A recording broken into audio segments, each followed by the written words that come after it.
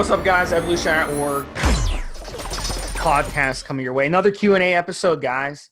Stevesmi here, as always, and Rick. Hey, what's up, Steve? What's up, guys? How's everybody doing out there? Good, good. So Super Bowl, guys, is coming up. Rick, who you got in the game? Now you're gonna embarrass me, bro. I don't follow team sports at all. Nothing. Yeah, so Rick's not a team sport guy. Honestly, I don't know, guys. It's going to be a really good Super Bowl. Kansas City's favored by 1. It's going to be a really good game, Rick. If you want to watch it, it's going to be a really, really good game. I should say I follow everything from MMA, UFC, one competition, WEC when it was around, Pride when it was around. I follow the NCAA rankings for wrestling. I follow local wrestling. I did just any kind of hand-to-hand combat competition. I'm all about it. I'll watch wrestling, boxing, kickboxing, anything, but just not a team sports guy. I'm not big. You know, I wear a Yankees hat everywhere because I like the symbol. I was raised in New York, but you're a Jets fan. That's why you don't follow it, because you're a Jets fan. I recently heard that wasn't a good thing to be a Jets fan. Is that right? They've been bad for a while, bro. One of the things I try to do is I purposely ignore certain things. So when it comes to all kinds of team sports and most news, I try to just shut out and not listen, not let that take up any space in my brain. So yeah. It is a waste of time, to be honest with you, especially if you get into fantasy football. So I got sucked into that too. But I just follow mostly NFL. So I try not to follow too many sports. But what do you think about McGregor crushing Cowboy in 40 seconds? Did you see all the controversy around it? Yeah. I saw Stephen A. Smith said something, and everyone got up in arms. It was kind of funny. But yeah, because when it comes to fighting, you kind of shouldn't shit on the guys. It's not like a basketball game, or you're not throwing a ball around. I mean, you're getting hurt, and Cowboy Cerrone got his nose broken by the guy's shoulder. I've seen guys do that against the cage, but nobody did it as effectively and explosively as Conor did it. But by the end of the fight, 40 seconds in, Cowboy Cerrone had his nose broken and his orbital bone broken. Jeez. Yeah, but some people seem to think he threw the fight. Some people seem to think it was worked because Conor McGregor just beat him pretty decisively, pretty quickly, 40 seconds. But I mean, if you're going to throw a fight, you're not going to get your nose broken and your orbital bone crushed. So that was something else. How long would you have lasted with McGregor? With McGregor? That's a great question. There's a lot of things. There's a lot of questions around it. What weight class? And I don't know, bro. I don't know. Probably. If Cowboy Cerrone lasted 40 seconds, I'd probably last 4 seconds. Yeah, I'd last a half second, probably. Probably 4 seconds. The guy's incredible. His wrestling is underrated because he's such a great striker.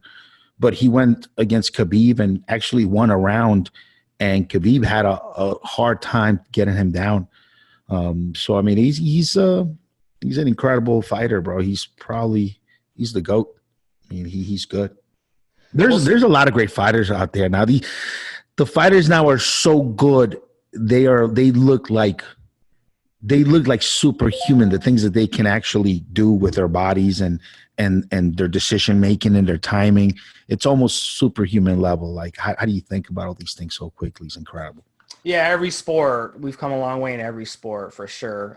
And speaking of fighting and sweating, the first one is a sweat question on steroids. This guy wants to know, why does he seem to sweat more on steroids? So that's an interesting question. You can take it a lot. I'm going to bring you in, Rick, really early on this, but my theory behind this is there's two things. You can take it one angle or the other. On one angle, it could be simply, you're working out more, you're working out harder, you're more motivated to work out, so you put in more effort and hence you sweat. Another thing it could be on the flip side, from a different angle, it could be the steroids, the side effects, the androgenic side effects, the estrogenic side effects, the hormonal changes in your body cause the sweating. Like we see a lot of times with women when they hit menopause, they have hot flashes or they start sweating for no reason. Same thing. You're putting hormones in your body. So it's two different ways to kind of approach this. So I'm going to bring you in really early. Have you noticed this on steroids? And what do you think is the reason? Just holding on to more mass and more muscle is going to make you get warmer faster. You know, just any kind of activity, just walking up a flight of steps, just moving around and situate yourself at a chair or restaurant, you're going to move more and you're going to feel warmer. I'm normally just warm just from holding on to a little bit of extra muscle on me. So that's an aspect. Also, like you mentioned, hormonal levels. Hormonal levels will make you feel warmer. This is why women report hot flashes and all these other things during menopause, like Steve said. And yeah, I mean, it does have steroids do have an effect on your central nervous system, and the central nervous system is a big trigger for sweating. If you get embarrassed, the first thing you start doing is sweating. Even without a change in temperature, you automatically sweat as a response to being nervous or embarrassed. So there is always that central nervous system link, and steroids affect all of your hormones that affect the central nervous system. So there is always that as well. The caloric intake as well. You could name a lot of different reasons why steroids make you sweat more. And the best thing I found that is just try to stay fresh, drink cold liquids. Whenever I am in a situation where I'm in a room, I'm in a meeting, I'm in a place, and I notice myself start to get a little bit sweaty and feel a little bit hot, maybe more than those around me, I'll have a cup in my hand with a cold liquid with ice on it. And I will sip out of it. But really what I'm trying to do is cool my whole body down with this cup full of ice and not let everybody know around me that I'm pretty warm and uncomfortable, because I tend to find myself in that situation a lot. Because I'm a short guy and I have a musculature on me. So I tend to get warmer and overheat in certain situations faster than maybe other people would. So a couple other things too. Anabolic steroids, they do cause inflammation in the body, some more than the others. Trenbolone, big time inflammation. So when you have inflammation in the body, your body's way of fighting inflammation is actually one of its mechanisms is sweating.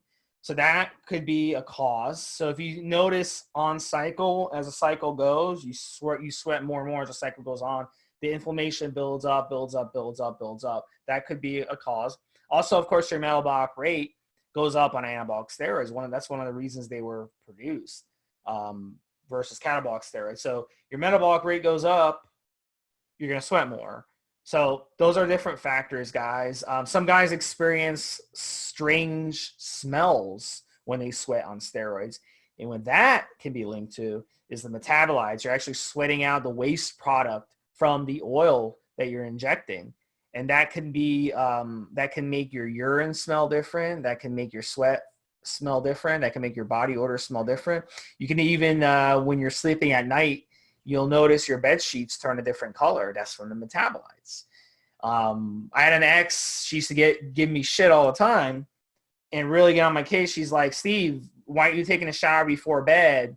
You're gardening and you're getting dirt in the bed. So I told her, I was like, look, that's not dirt. That's because I'm sweating at night. And then my sweat is basically causing the bed sheets to turn a different color. It's like a yellowish, brownish type of color from the metabolites.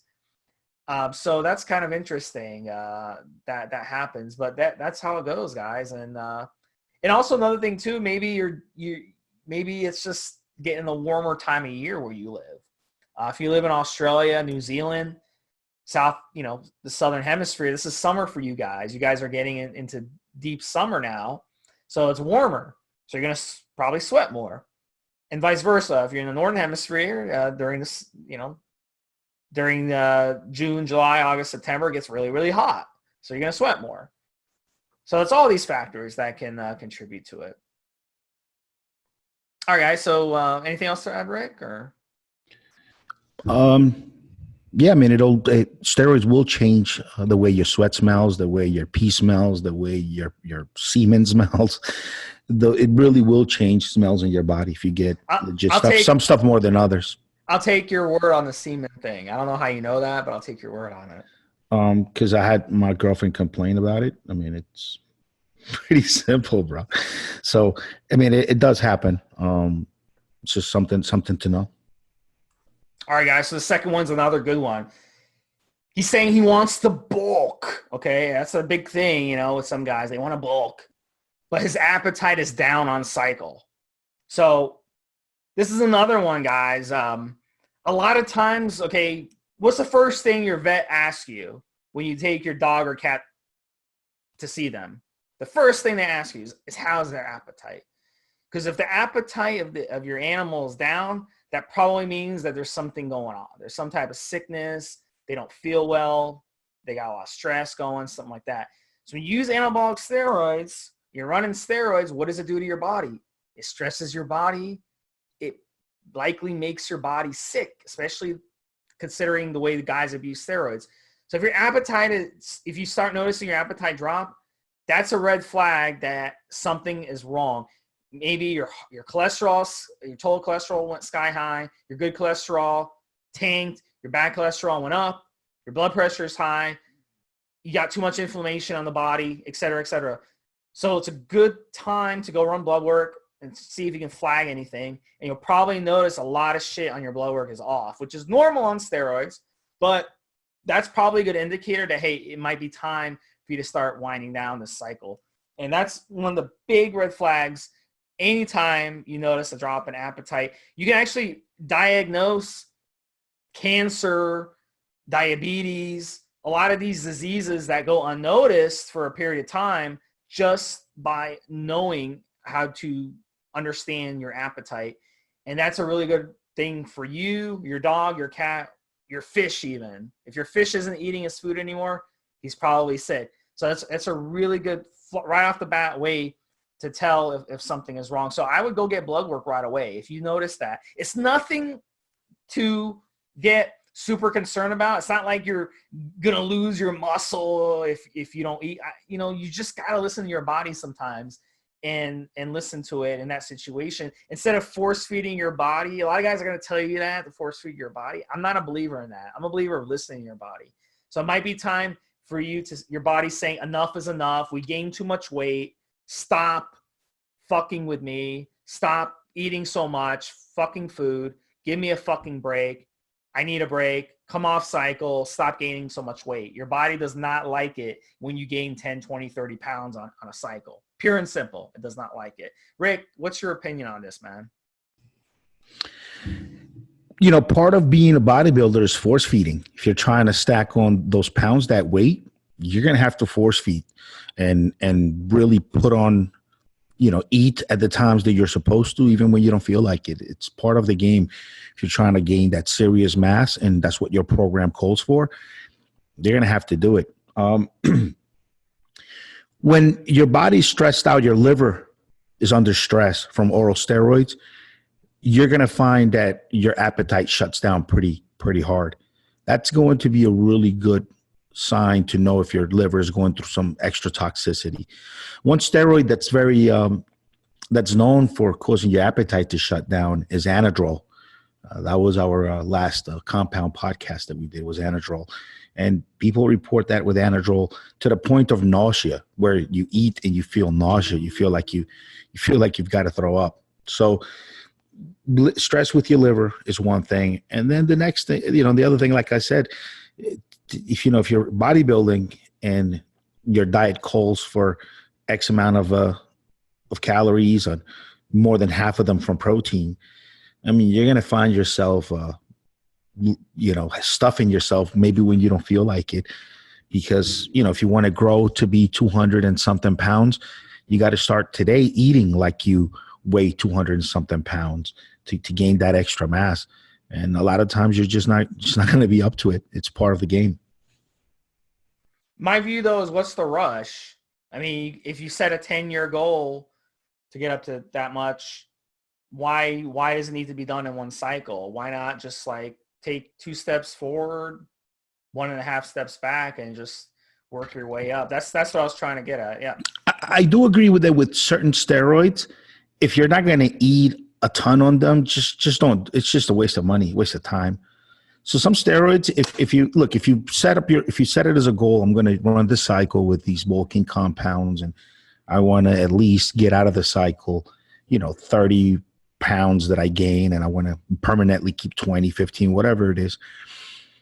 If you are taking some Trenbolone, if you're taking some EQ with it, some Dianabol, look, if you're not eating enough, you're wasting a lot of that anabolic time that those steroids provide. You're wasting it by not having ample protein in your system when your body calls for it. So if you're going to run a bulking cycle and the idea is to put on some mass and you're already going through the expense on these compounds, yeah, I mean, eat, stuff your face, because most of it is going to be muscle, and you're not going to get to keep most of the muscle you gain after the cycle anyway. So might as well gain some good, high quality muscle by, getting enough calories in, enough of the good calories. So yeah, some steroids is just, I consider it a waste. Like, look, if you're going to bulk and you add Trenbolone, that Trenbolone can make your bulking cycle incredible. It'll make all the other steroids work better, but you've got to eat enough on it. If you don't eat enough on that Trenbolone, you're just going to suffer the side effects and won't get the full benefits out of it. So that's the way I feel on it, on the eating. What do you think, Steve? Yeah, I mean, there's different, I would want to know the person specifically what their deal is, because my concern is if the person is sick, okay, if the person is sick, like their blood pressure is out of control, their body's really not doing well, their total cholesterol's out of control, like I said, they're having problems sleeping and stuff, I would not want them to continue gaining weight rapidly. So that's my concern here. I'd want them to not trash their body, because stressing out your body like that, long term to me doesn't make any sense. And we see that a lot. Our body's already under stress. So in our next topic, I'm going to bring in Rick really early on, because talk about stress. This is another topic, and this is a debate that can be waged from all different angles too. Is red meat bad for me? And this guy had a conversation yesterday with someone, because he was cooking a steak, and they were telling him that they were kind of getting in a debate about red meat. So Rick, I'm going to bring you in early. What do you think about red meat, and does it have a place? Love it. Love meat. Love vegetables. Love fruit, nuts. Everything can be part of a good diet. And when it comes to meat being bad or good for you, look, I really believe that each person can find for themselves what foods suit them. I really believe some people were just born vegetarian. I think some people were born to eat more of a meat-based diet. I've seen it. I've ran across people, several of them throughout my lifetime. They've said, hey, I just didn't like meat as a baby. Hated it. It made me throw up, made me sick. My parents figured out really early on that I would only eat, all I could tolerate was vegetables. Been a vegetarian my whole life. One of my buddies, Maurice Stringer, he was wrestled with me in high school, and him and I still keep in touch. Dude's in great shape. Vegan his whole life, I guess. He just never, as a kid, as a baby, his parents tried to introduce him to meats. He just couldn't tolerate them, throw them up. Then, as he got older, he dumped dairy out, because dairy also didn't sit well with him. And it just never sat well with him. That's just one person that I can that I can name drop and be okay. But it's part of your experiment in this lifetime, in this world, is to figure out what foods suit you. Can you tolerate gluten? Maybe you can. Can you tolerate dairy? Maybe you can. Maybe you don't. I really think that it's an experiment each of us has to run, and we will know by process of elimination, by adding certain foods at times, taking certain foods out, journaling all of our progress and how we feel on these different diets is what you'll find was optimal and what's best for you. So that's my opinion on it. It's up to each individual to find what diet suits them best. Some people will drop meat out of their diet and feel great. Some people will drop vegetables out of their diet and eat only meats and feel better that way. It's an experiment that everybody has to run, my opinion. So here's the deal, guys. Right off the bat, there's a couple different ways to answer this. I just had steak myself, a nice fatty London broil on the barbecue for dinner. But here's the thing: is pasture raised. It's grass fed. Okay, that makes a difference. Why? Because the steak that's fatty, grass fed, and pastured, that cow was eating grass. It wasn't eating slop or soy or anything else that the farmer was giving it in chemicals. And it wasn't stepping around in its own shit its whole life. That's the difference. So the quality of the beef is very, very important. You can't go to Walmart or your local supermarket and get good quality beef. It's just not going to happen because those animals, those farms that they work with, they're cheap farms or corporate-owned farms, they're crap. So you got to go to a good health food store that sells good quality beef, pasture-raised, grass-fed, at least step 4, and that's going to be the most healthy. You're getting all the vitamins and minerals from that steak. The second part of it is if you have gut problems, okay? A lot of guys do, okay? I'd say most people listening to this podcast even who live healthy lifestyles have gut issues, okay? And if you're in that situation, you have to stop consuming meat for a period of time. You have to go to a plant-based diet for a period of time until you get your gut health under control. It's going to take a combination of a plant-based diet, perhaps some probiotics, and fasting to get your gut health back to where it needs to be. Then you can gradually reintroduce certain meats back in, hormone-free meats, grass-fed meats, et cetera, et cetera. You can't go back to eating the cheap, crappy meat from Walmart, okay?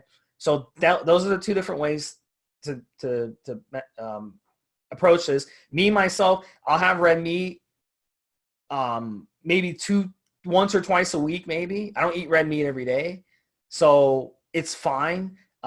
If I were to eat red meat every day and I was to eat a lot of processed foods and a lot of crap, then yeah, I would develop gut issues. I used to have gut issues. And the way I cured my gut issues was exactly what I just said, through fasting and a plant-based diet. Then I started reintroducing meat as things went along. So you really have to do that, guys. And a lot of you out there, it's not normal to not have a bowel movement the whole day. It's not normal to have constipation. It's not normal to have diarrhea when you go to the bathroom. It's not normal to not be able to control your bowels. These are things that people live with every day. I know this because I use public bathrooms. And you work in an office and you know these employees at your work, every fucking morning they go and they stink up the entire bathroom. It's not normal to stink up the entire fucking bathroom every morning because you can't control your bowels or you got stinky ass shit. It's not normal. You have to fix your gut health, guys. The gut health controls everything in your body. Low testosterone levels, a lot of people talk about that, and they all want to jump on TRT. But the one thing that they don't do, because Western medicine does not understand this, they can't see our gut to understand this, is gut health. If you don't have good gut health, you will not have good testosterone levels. You will not have a good libido. You will not be able to keep a hard dick when you're having sex. You'll have memory loss, all these other problems. So the gut, your health starts with your gut. So if you have a healthy gut, red meat is fine, okay? Good quality red meat is fine. But if you don't have a healthy gut, you need to fix your gut. You cannot keep throwing meat at it. Yeah, everybody out there should do a month of fiber, digestive enzymes, and probiotics, and really give them a shot for a month where you're taking minimum 30 grams of psyllium husk every day, taking digestive enzymes right after every meal, and taking probiotics too, early morning, empty stomach, maybe a night before bed, it's going to change your life. You know, for you guys out there listening, one of the first things you're going to notice doing 30 grams of fiber every day, if your gut health is bad, you're going to notice that you're going to go and the actual bulk and amount. This is nasty, but just want to throw it out there. The amount that you put in the bathroom, it's greater than the amount you're eating. And most people are shocked when I put them on a psyllium husk diet, where they're basically adding it to their regular program, their regular diet, 30 grams of psyllium husk a day. They don't understand it. They can't understand why they're in the bathroom and it looks like more than what they're putting on their plate. And the reason is because you have a couple of pounds or more of waste product in your colon that's just not going anywhere. And when you take the psyllium husk, that amount, that much every day, it's just going to just scrape it off the walls and push it out. So you'll get bowel movements that look weird, different colors, dark, brown, gray, I mean, you name it, and rainbow bowel movements. And these are all old pieces of foods or meals that at some point or another got stuck. So get in a 30 grams of psyllium husk in your system every day for at least a month. That's going to change your life. It's going to take a couple of inches of your waist. You're going to feel really good on it. Probiotics every morning, every night, and digestive enzymes after your meals. You know, if you like pineapple, just save the core of the pineapple. Don't toss it out. Some people do. It's full of digestive enzymes. The reason why when you keep the core, the heart of the pineapple in your mouth for a little while and starts to prickle, it's because those digestive enzymes are starting to basically digest the inside of your mouth, break down those tissues. That's why it stings. So you take that core of that pineapple, you cut it into small pieces, chew it a couple of times, and swallow with water. I like doing that. I think that's a natural, organic way of getting enzymes. Papaya is also a fruit that I enjoy for enzymes. Or you could just go to the store and buy the digestive enzymes off the shelf. But if you do those three things every day, try them for at least a month. If you're listening, it's going to change your life. It could potentially free you from anxiety if you have digestion related anxiety, which many of us do. Many of us have suffered with irritable bowel and issues with digestion that cause anxiety. Your waist will be smaller. I mean, it's just, you're going to see a bunch of different benefits in how you feel and how you look. So just give it a shot, because a lot of folks out there are walking around with just really terrible gut health, with just bad digestion, and it's costing them a bunch of other issues, and they're not taking care of something as basic as that. All right, guys. So next question is insomnia, specifically trensomnia. So we see this term thrown out a lot, trensomnia. What is that? It's actually very simple, guys. It's insomnia while you are on tren. And tren is notorious for giving insomnia. There's several reasons for this. One of the glaring things that tren does is it affects your insulin sensitivity. So it makes you more insulin resistant. It also is very inflammatory because it basically it does something to the body where it kind of stimulates PGF2A, it's called, which is a prostaglandin, I believe it's termed. And what that does is it causes inflammation throughout your body. So of course, if you're inflamed like crazy, it's going to be harder to sleep. When you suffer from insulin resistance, it's going to be harder to sleep, because what happens is your blood sugar drops. You feel like, you feel kind of strained. And then, it's got androgenic side effects. So your heart health goes to shit. When your heart health is shit, it's going to be harder to sleep. It's not a coincidence. People who are in really, really bad shape have a hard time sleeping. People who are in good shape have an easier time sleeping. Not really a coincidence. Also, the stress it puts on your body, obviously, makes it hard to sleep. If you're under stress, it's going to cause hard to sleep. So if you take each of these things and separate them, there's different things you can do to fix that. Obviously, with the heart strain and the androgenic issues, you need to run tren at a lower dose. Run it at a lower dose. Don't stack it with a bunch of other androgens. That's going to help. Run your M2 guard. That's going to help. Another thing you could do is grab something called Into Sleep, which is natural herbs that will help you sleep, okay? And you can run that. You can take that before bed. That will help you sleep. You want to avoid caffeine, especially in the afternoon. That's going to help you sleep. One of the other things you can do is spread your carbs out, okay? You can drink some apple juice around bedtime, or keep a glass of apple juice near your bed so you can drink it when you get up, because that will help combat that insulin resistance that you're getting. That will kind of help give you add some sugar to your bloodstream while you're sleeping. And that seems to really, really help. That's an old school trick to help with the Trensomnia. So those are the tricks I've done. But at the end of the day, guys, keep it low and keep it short. Very, very conservative. And these issues won't rear their ugly head on you. But Trensomnia is no joke, guys, because if you can't sleep, you can't repair. If you can't repair, you're not gonna recover, from those hard workouts you have on Tren. So please don't let this get out of hand, guys. If you start noticing this issue, follow these suggestions. Rick, what are some other suggestions, and what are some things that work for you when it comes to any Trensomnia specifically?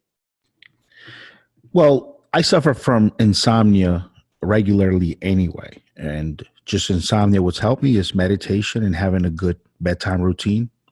But when it comes to insomnia from steroids, trans specifically, the only thing that helps is taking more stuff. Valerian root, 5-HTP, GABA, melatonin.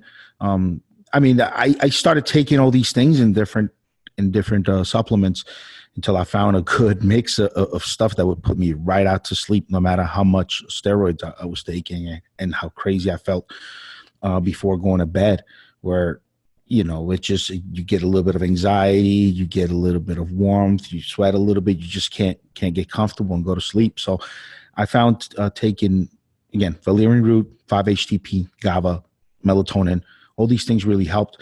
They're all in Into Sleep, the product that I make for all you steroid users out there that are having trouble sleeping. And it's great. When I take it, I'll be in bed 4 or 5 hours and I'll wake up feeling like I slept 8 hours. It's great.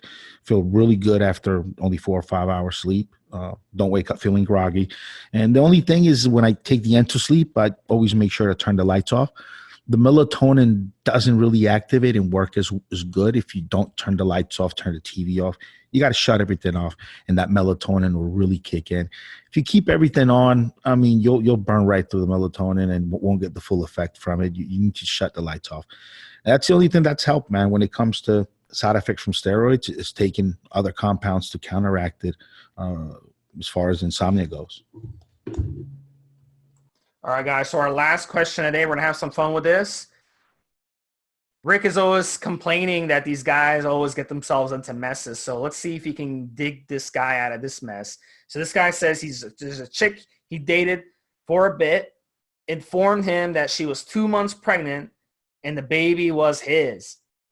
But her friend, I guess he found this out through social media, says that she was banging at least 2 or 3 other guys at the same time. What should he do here?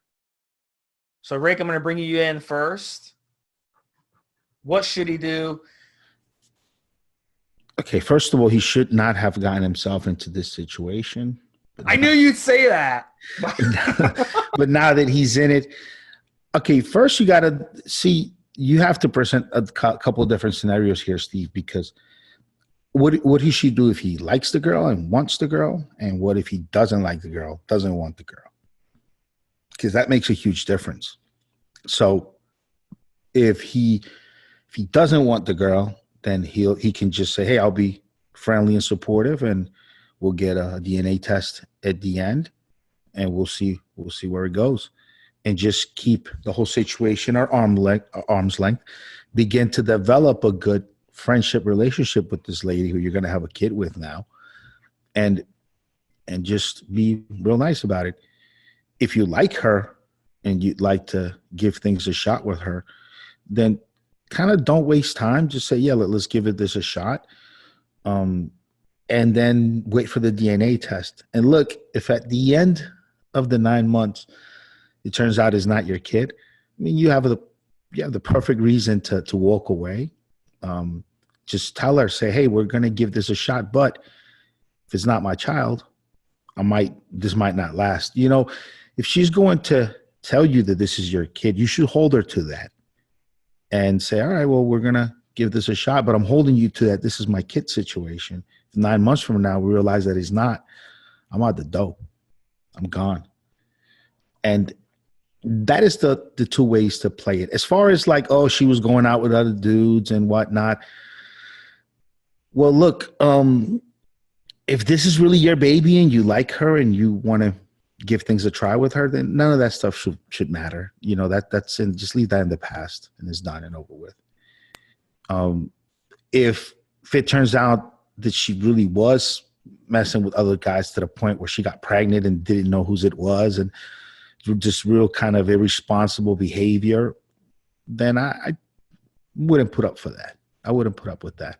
And that would, if I liked her, that would be the breaking point. Like if you were in a situation where you don't even really know which guy is your baby's dad, that's fucked up. That's a warning sign to just run away really fast. But, you know, if you're 100% sure I'm the dad and we like each other and you're right, at the end of 9 months, the DNA test proves it, and you were hanging out, going out with a couple of other dudes while you were getting to know me or whatever, it's neither here nor there. That's no reason to write someone off. Okay, so let's go with that. Let's say he chooses that option. He wants to do DNA. So what do you do? Like when the baby is born, do you like take a Q-tip and swab the baby's mouth as soon as it pops out and then go get it tested? Like how does that even work with a DNA test? What happens if she says no, you're not? I've never had a DNA test perform on any of my children, so I don't really know. I'm pretty sure it's with just a swab. No, I mean, do you like right when the baby's born? Do you say, I want to get it tested, or do you wait? She's contacting you now about it. So you tell her this is what's going to happen 9 months from now, 8 months, whatever time is left. You say that off the bat, and this doesn't change. You can be sweetheart baby. You know, we're giving this a shot, taking, pictures together with her belly, all this good things, but we're still taking that test at the end of the day, no matter what.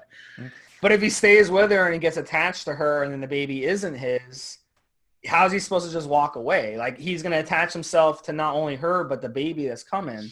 He's going to be reading to the baby, and all this stuff, going to Lamaze class and doing all that shit and being there for the birth. How can he just like walk away? I don't know. I've never been in a situation, but like if you find a dog on the side of the road, you take the dog home, you can't give the dog up. You fall in love with the dog like as soon as you see the dog. Like how can you just dump her and the baby like right then and there? Well, again, I'm saying if you're in this situation where you actually like the girl, right? Because chances are that this guy might not like her. He might have another girl he likes better, or he might already have somebody else. And this could all be a big problem for him. He might be starting a relationship. He's got this girl that says, hey, this baby's yours. I mean, this could play out in a lot of different ways. But providing that, let's say he did like her, you just wait to see what happens in 9 months.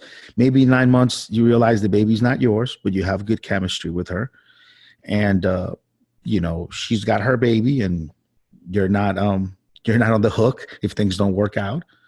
Well, so see, if it is his, do you say, hey, let's get married?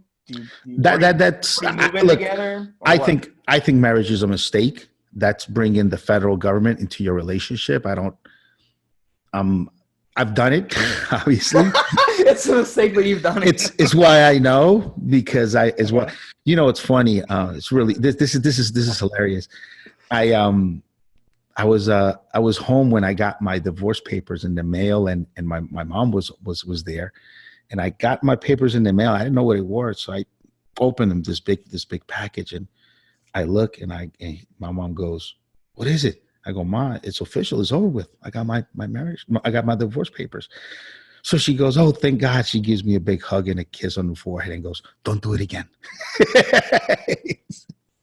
So it's it's kind of bringing the feds into. But marriage is beautiful, right? You see on TV, marriage is beautiful. People, they're in love with each other, and it's a beautiful thing. You're telling me that's a lie? Well, look, I think being in love with someone is great, but I also think that if things are stop being great, and both of you don't want to or don't feel like really working it out, I think you guys should be able to go your separate ways without asking permission of the gov and having to put a bunch of money in some lawyers' pockets and things turning kind of nasty and vicious. It'd be great if there was such a thing as a term marriage. Like you can marry someone legally for 5 years, and then at the end of 5 years, you guys can renew or go permanent, or you guys are just automatically divorced and dissolved and annulled, and then it's not a bad idea. I don't know where I heard that. Was that you who told me that? There was someone who said that.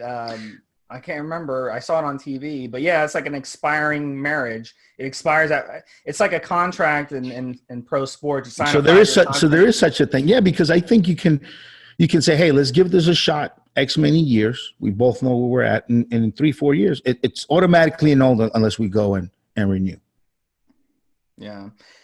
So we're going to talk about marriage on that, but I got to ask you, the other scenario with this guy. Let's say he's not interested in this girl. He's got another girlfriend. He's like engaged to another girl. And he goes through, he helps her out, whatever. He helps pay for her doctor, whatever. The baby is born, gets a DNA test, and he is the father. What does he do now?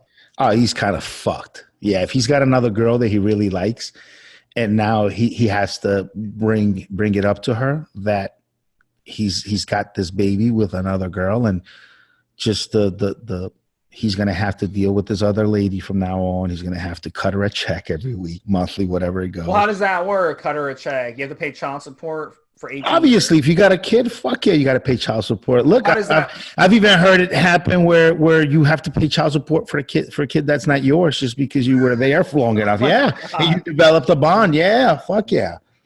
Yeah. I guess the system wants to protect the baby from having a neglectful father, right? The system wants to protect the baby from having to ask the system for anything. So they're going to get it out of the father. All right. The system doesn't, if she ends up having to get Medicaid and having to get WIC and having to get government help for this baby, and you're sitting there making 6 figures, I mean, you're going to pay some money. You know what I'm saying? Like, so basically this guy has a choice. He can either. First thing to determine is first he's got to know himself, and he's got to know himself well enough and her to know if he'd want to give it a shot with her, because things are going to be way different whether you want to give her a shot with her or not. And then look, she can't be such a messed up, broken person that she knows it, that she definitely knows it's not his, but she's going to try to say it's his because he's the better one. I mean, she's got to know that the DNA test is going to prove she's lying. It's such a short-lived lie when it comes to it that I think most women know or should know who the daddy is. I think. Yeah. This is actually my question I sent in. You sent that in? You're going through this right now? Get the fuck out. No, I'm kidding. But here's the thing. Here's my advice, guys. Either learn to pull out or win. You have 2 choices. Some guys, I don't know. Some guys can't pull out. Either learn to pull out or wear a condom. Don't get a girl pregnant unless, you really, you're married and you're stable and everything. You guys really want a kid that bad. You guys got to not prevent this mistake. So wait a minute, Steve. So I have 3 children. You have none. Does that mean that my pullout game is weak? Is that what you're trying to say? Dude, I've had some close calls. I had a girl one time tell me she had a chemical pregnancy. She told me that she had a chemical pregnancy, and she said she was pregnant. And I guess the baby. So everybody with kids out there, your pullout game is weak. Get your pullout game up, Steve says. I had some close calls, dude, with these girls. Like if they miss a period or something, holy shit, it's a big problem. But dude, knock on wood, I avoided that disaster, you know. But yeah, I mean, kids are beautiful. Everybody that has kids will say, you know, I love my kids, but if I had to do it over again, no, I mean, no, kids are wonderful. They're great. They're when they're younger, when they're little, they're expensive as fuck. But once they get older, if you put the time in and you earned it, they'll be good people, good friends, good something for the rest of your life. You know, I'll tell you what, though, not having your if own you do it right, obviously, because you can raise kids that fucking hate you and won't care about you. That happens. Well, I mean, I know people don't appreciate the kids, but let me tell you something. Every Christmas, I get depressed because I don't have my own kids. I don't have kids that I can give my, gifts to and make them happy. Seriously. So don't neglect your kids, like, about that, because, you know what I'm saying? Like, if you don't have kids, like, it sucks. It sucks, especially when you get older. Because I always wanted to have children. Since I was real young, I always pictured myself in the father role and passing knowledge down and helping this little person become the best version of themselves. I've always wanted to be a father since I was young. Well, this guy can look at this as either a curse or a blessing. So maybe it's a blessing for him. Maybe it depends. It depends on the situation with the girl. If he likes her, if he wants to give it a shot, it might be great, might be worth it. I think some guys get women pregnant on purpose because they want to keep them. They don't want them going too far. I've heard that happen too. So if he likes her, they can give it a shot. If he doesn't like her, dude, you're in for. And if he doesn't like her and he's got a steady girlfriend now, and this girl is talking about she's pregnant by him, ooh, he's got a ton of explaining to do. I mean, what do you do? Well, here's one for you, Steve. What do you do in that case? Let's say this girl says, "Oh, I'm 2 months pregnant," and now you're in a new relationship with a great girl, perfect girl, or maybe you got back that ex that you've never should have lost, that perfect ex that you should have never lost, and you just got her back, and you guys are talking marriage and kids, and now this girl comes out of the woodwork, girl that you don't care about, that was very it's just here and there kind of thing, and she says, I'm preggo. Do you tell your girl right now, hey, I'm gonna give this girl a DNA test in 6 months, or do you shut your mouth and tell the DNA test? No, I tell her right away. Yeah, I tell her right away. I'm sure she's gonna understand. Like, she'll understand that situation because I wasn't cheating on her 2 months ago. We weren't together yet, so she'll understand it. Look, before I met you, I may have gotten some girl pregnant. I just found out about it, so we're gonna find out in 7 months from now if it's my baby. And if it is, I'm going to fight for, shared custody. And if it's not, then, no big deal.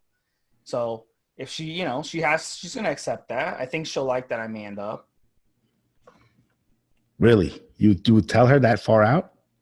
Yeah. Why?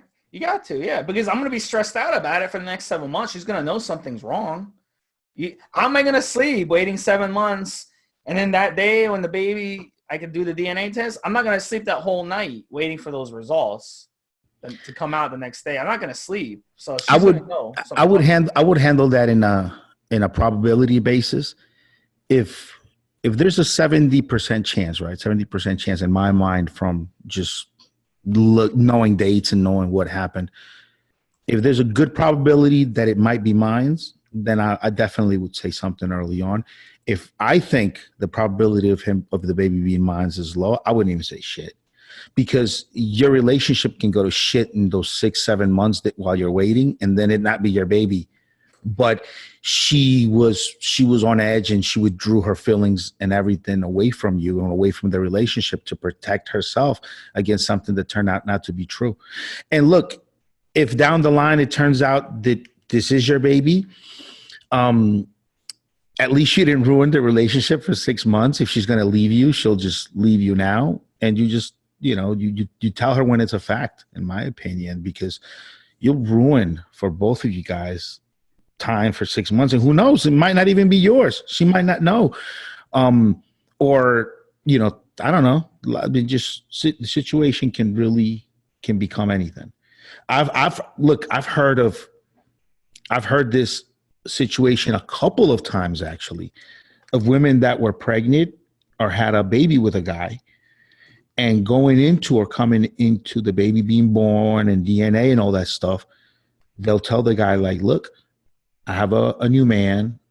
He's going to raise my baby. I just want you to go away. I've got a buddy of mine's good friend right now. His little daughter is in Japan somewhere. And, he got this girl pregnant. He didn't care for her.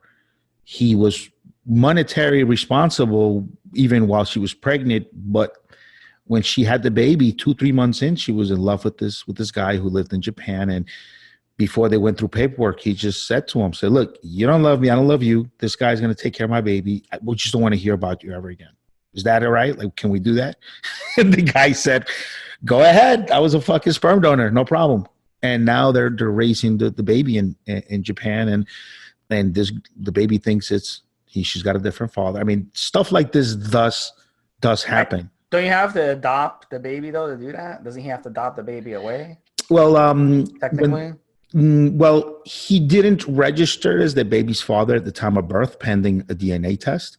So on the birth certificate, it was only a mom and no baby. So if she gets married, then the new guy kind of automatically becomes kind of the dad. Yeah, that's really weird. What that other guy like is well, he didn't care for the girl. He didn't, he was in a situation he didn't want to be in, but he was going to pay financially and do the daddy thing on the weekends and such. And the lady just said, look, let me go. Let's just forget about this. You're not on the hook for anything. I'm done. Like he's going to raise my baby. We just don't want to hear about you ever again. And he said, okay, let's do this. Fine. And into 25 years from now, when he's in the NBA, he's gonna want to meet his son. That's what happened to Shaquille O'Neal. His real dad came forward after he was in the NBA making millions. After you know what I'm saying? He came forward after all that time after he's making it. And Shaq said to go fuck yourself. Yeah, I don't know how anybody could neglect or not find and have contact with, even if you don't have anything monetarily to offer them, but just have contact with your kids. I would have been like, look, that's fine. You can raise them in Japan, but I want to at least, have some type of be able to see my son, over the summer or something. You have to send them over during the summer when he's not in school. I'll do something like that. Yeah. Yeah. No, I mean, some, there are men that are sperm donors, right? In this situation and a couple others I've seen, the guy just feels like he was a sperm donor, but not quite. You understand what I'm saying? Like, yeah. It's just you can look at it that perspective. And it does happen, like where the baby's really young and maybe she's a nice looking girl, good girl, and a guy will come along and say, look, this is my baby now, and fuck that guy, and let's get him out of the picture. And once in a while, the biological dad will be like, all right, go ahead. It happens. Yep. Yeah, it does. All right, guys, another great topic. So next week we have some really good topics coming, guys. Keep sending the questions in. I promise we'll get to them. For Stevesmi and Rick, another episode of Evolutionary Radio. Have a good one. Hey, have a good one, Steve. Have a good one, guys.